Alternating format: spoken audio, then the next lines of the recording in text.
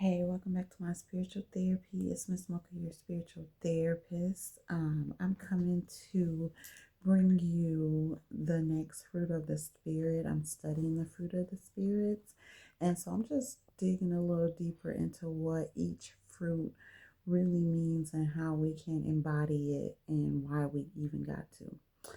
Um, so yeah, tonight's fruit is peace, and I just Googled the definition and I'll have a little bit to add to it. So hold on, let me get it real quick. Okay, so I wrote it down, but I also like to read the verse just in case people watching haven't read the Bible yet. Where I get the fruit of the spirits is Galatians chapter 5, verses 22 through 23.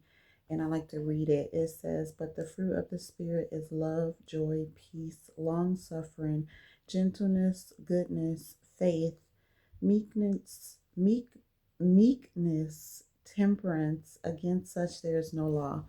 And the first two videos I did was on long suffering and faith, and I'm not going in the order of um, how it's here in the Bible, but I'm just giving it to you, as it comes to me, and it's like the ones that are more potent in my life. Long suffering, I feel like is number one, faith is number two, peace is number three, and I feel like once you have went through the long suffering and built up your faith, that is what brings you peace. So it's like some fruits, help develop other fruits in you.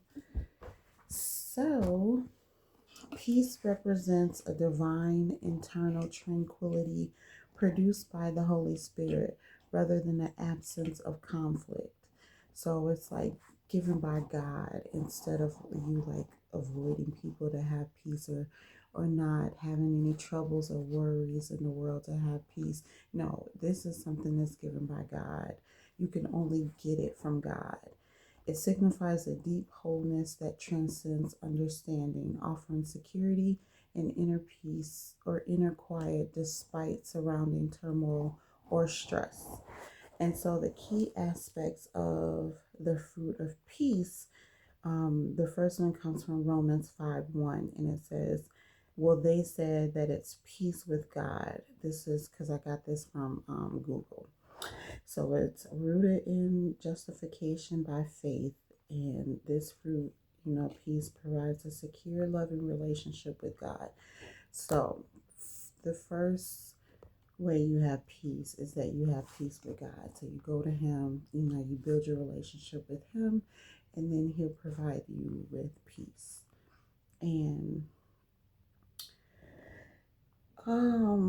that's peace with God. And then it talks of peace of God, which is internal peace. So once you go to Him and you have peace with Him, then He'll give you this internal peace. So it's peace of Him being like Him, a mental and emotional calmness that allows believers to trust God's I never can say this word, so sovereignly. I don't know how to say it, but sovereignty, maybe. I don't know. Rather than, but basically trusting God rather than succumbing to anxiety. And that was me a lot. I always had anxiety, fear, worry, doubt, panic, all of that. I didn't even know how to have peace. And even right now, um, God is calling me to have more peace because he knows my inner, and He knows I'm not perfect, and He knows that I'm stressed. And yes, I am. Since the baby's been here and I've been doing it on my own, it's difficult. So of course He knows that I need to get back into being at peace more. Like, for the most part, I'm always, and forever going to be at peace. He's just given me this fruit and He's built it in me. So I know how to be at peace, but it's you still get stressed and you still feel those emotions when you're going through the hardships. It's just that He wants me to remember him, remember my fear of him, remember him giving me this peace, having peace with him so that I can have the peace of him. And it's like he's telling me you're losing that right now, so I need to get it back. So this is for me too. I'm not perfect.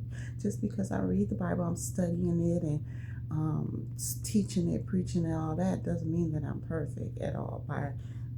I'm far from it. And so he gonna always, be talking to me too.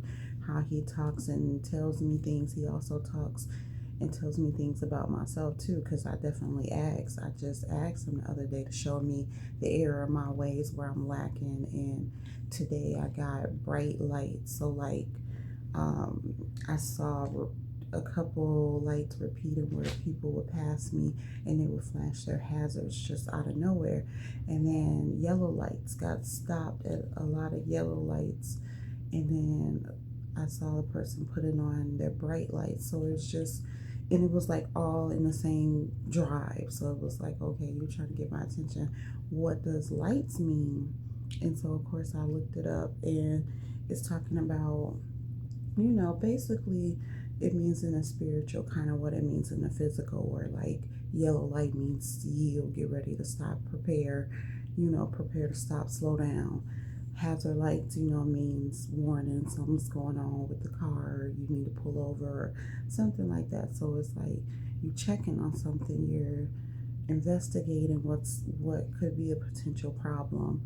And so that's what it means spiritual too. He was showing me, telling me like, um,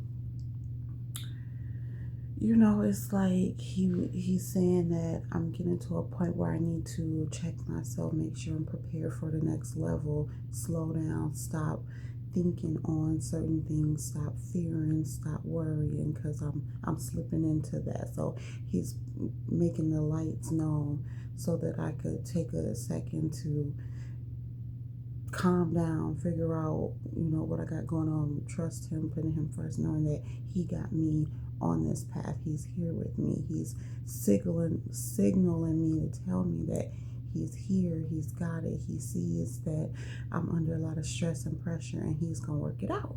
And so he's telling me to calm down, slow down, hold on, release what I'm going through in my mind and give it to him type of deal. So this was all today. This is what I'm learning from the lights, the bright lights, the yellow lights, or whatever.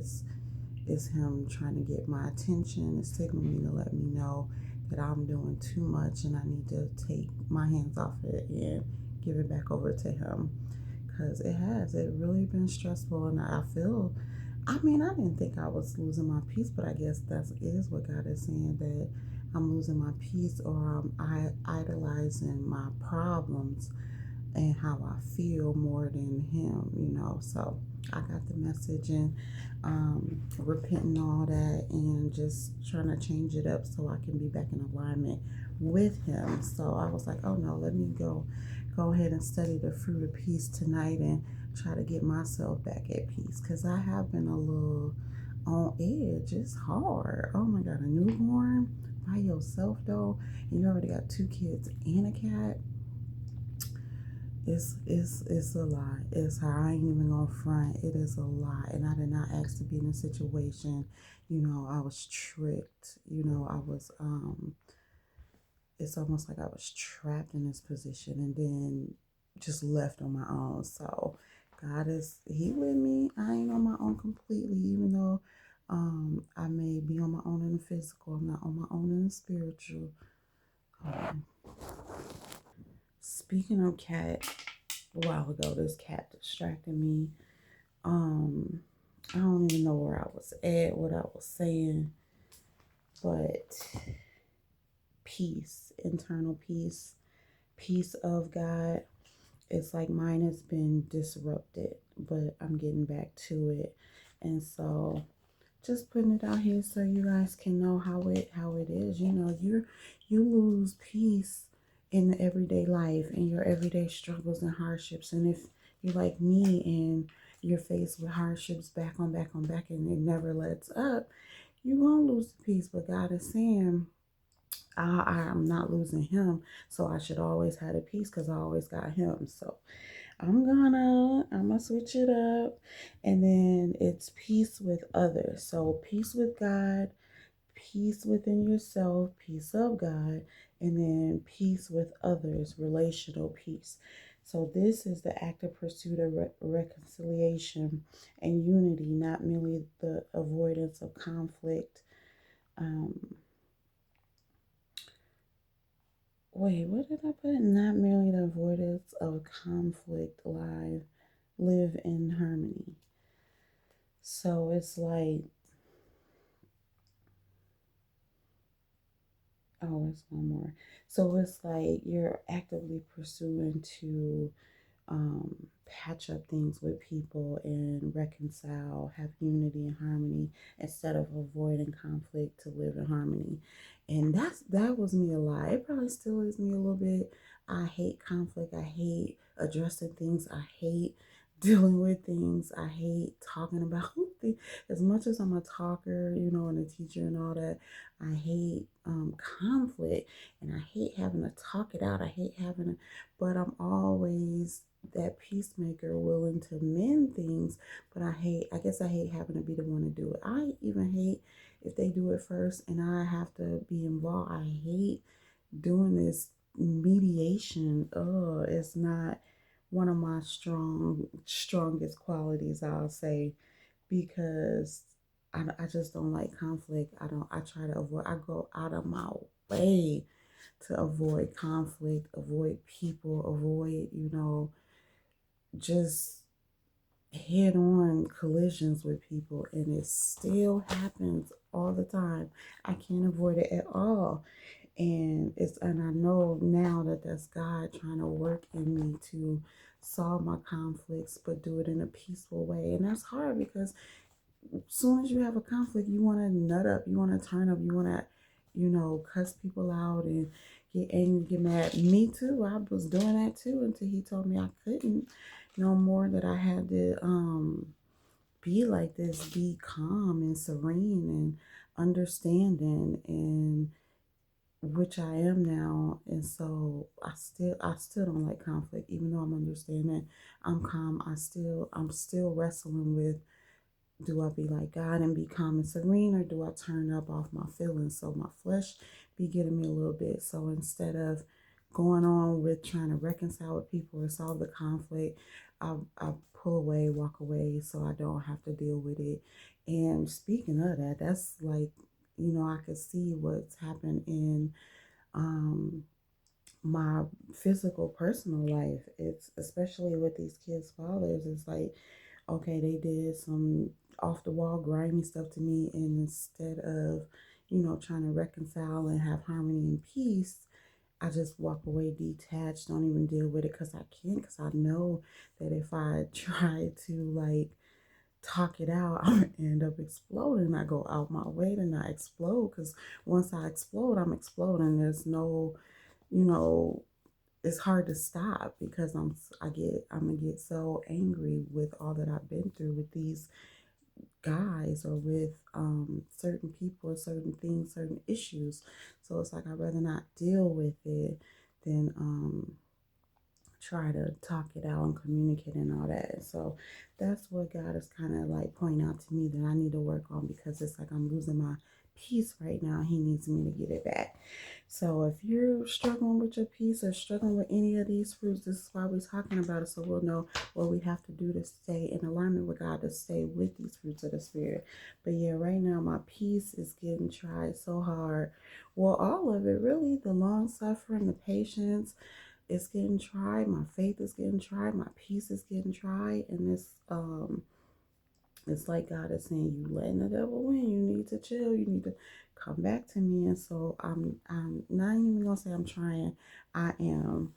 Um, I am. I don't want to be out of alignment with God, because I know how that was in my past, and it didn't get me nowhere, but got all my blessings blocked. So I'm gonna do what God is telling me to do. I'm gonna be obedient. This is how you be obedient, when you know, or even if you don't know, and God puts it on your heart and shows you where you're wrong at. And if you don't correct it, then your life is always gonna be off. And he'll get to punishing you, or he'll get to correcting you. You don't want that. You don't want God chastising you because it's rough. It is rough, but he do it out of love to get you to be where you need to be with him, and that's what he doing to me right now. And so I'm gonna get back with him. I thought I was with him, but I could see what he talking about, what he trying to point out. um it has been a little rocky, and then I'm out of work. I'm on maternity leave, and so it's like there's no one helping. It's just me. Well, it's God, because it sure ain't me.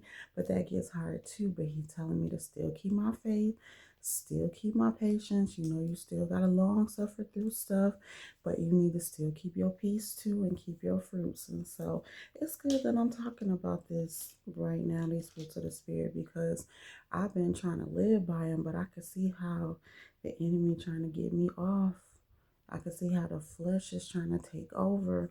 And so God is warning me with the lights and stuff, trying to tell me to slow down. I'm getting off track, going the wrong way internally. So yes, cultivating peace. So, and I didn't know what cultivate mean. I looked it up, and it's to prepare or grow. So how you're growing peace is you're dependent on the Spirit. Peace is the product of the Holy Spirit, not something to be self-generated. So you can't get it from yourself or from other people. You got to get it from God. Um, or you're not truly at peace within yourself if you're not connected with God. And that's just period. And then it talked about trust and focus. So peace has a lot to do with the other two fruits that I talked about, faith and long suffering, because you got to have trust and you got to focus um, in order to have peace with God, or peace of God, or peace with others. And it says keeping trust and focus is keeping one's mind focused on God, which will cultivate this peace, particularly when trusting him amidst difficult circumstances, like for me right now. So it's like, this is how I'm going to keep growing my peace, because this is like a never ending process. It's not something that he gives it to you one time and you just got it for life. No, he grows it in you, and it's like levels to it, and you have to be taught certain things about long suffering, about faith, about peace. He'll take you through things. It's just like school, it's spiritual school. He'll tell you what you need to have, give you the lesson, teach you on it. Then he gives you the test. And then if you pass, you move up another level. But it's like an ongoing process. And if not, you're going to have to keep retaking the test. And if you keep failing it, you're going to have to go back and learn the lesson all over again. So this is how it is with the fruits of the Spirit and how we live our life too. God is like our spiritual teacher for real, our spiritual therapist for real. And he gives us all these things that we need to know, and teaches us. It gives us these lessons, gives us the tests, make sure we pass them. And so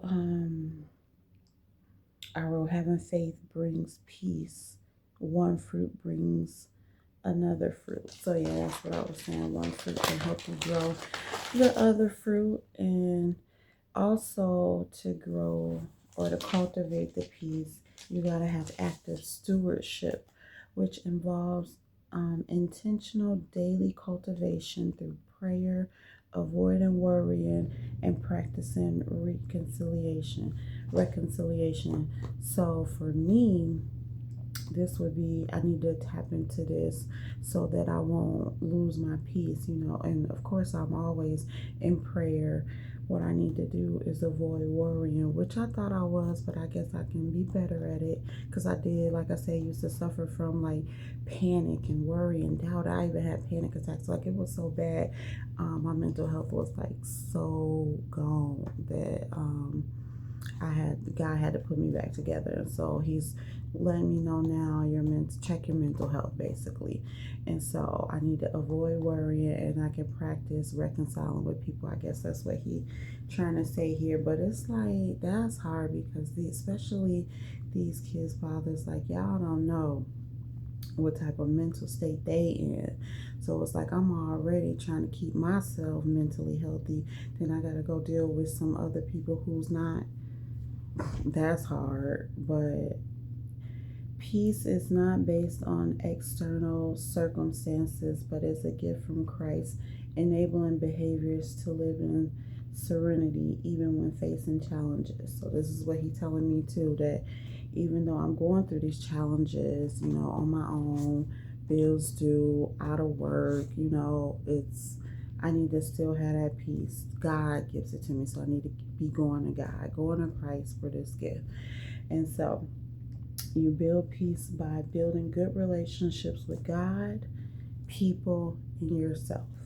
So I need to take that with I got my good relationship with God. I'm bettering my relationship with myself every day. Now I need to get better at having relationships with people. But when people piss me off, I don't want a relationship with them. I don't want to deal with them. I fall back. I go ghost. I disappear. I don't want no parts of people who not on what I'm on.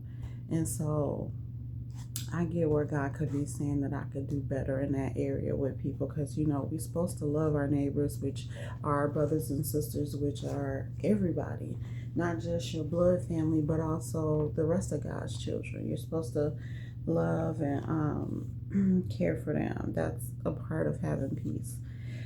And then it says, restore your relationship with God through Jesus Christ and His Word. Okay.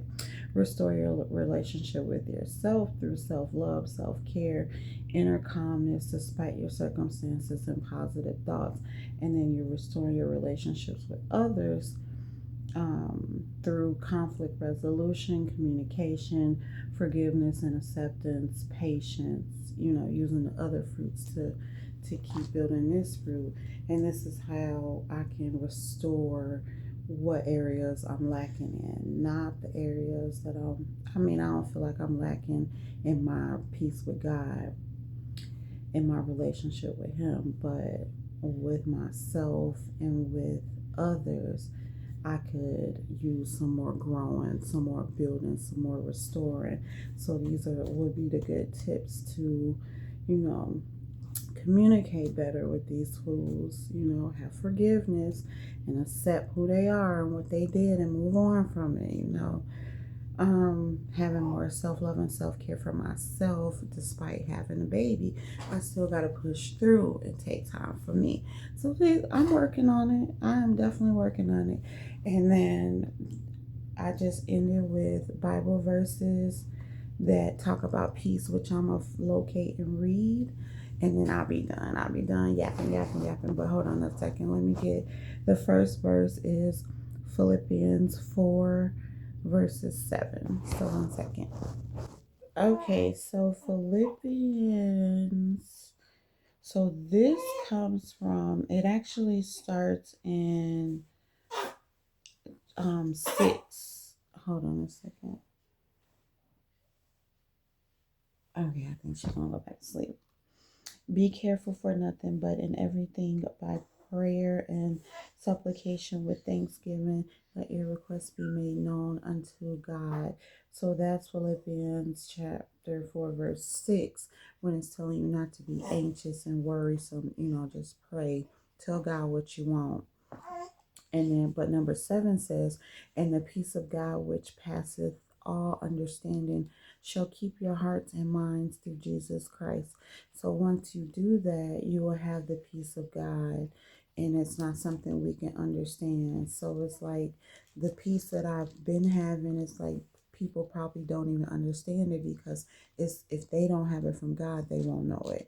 If you don't have this inner peace that God has worked in you, you won't understand how people could not react to certain things, or how people can be so calm about things, or just walk away from things without fighting, or, having domestic situations, getting arrested, things like that, or just blowing up, cussing people out, fighting, and all that stuff.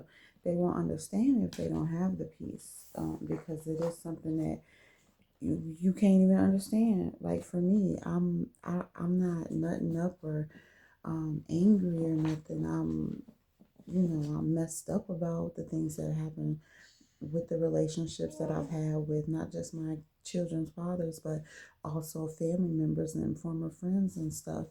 Um, but it ain't something like where I'm just going crazy about it, because I still have that level of peace that God has instilled in me. Yeah, I may get upset in a moment and stuff, but I'm not going to fly out the handle, beat somebody up, or take it further than that, or try to kill somebody. No, it ain't never that serious for me, but stuff do be upsetting. And so it takes me a while to not be so upset no more.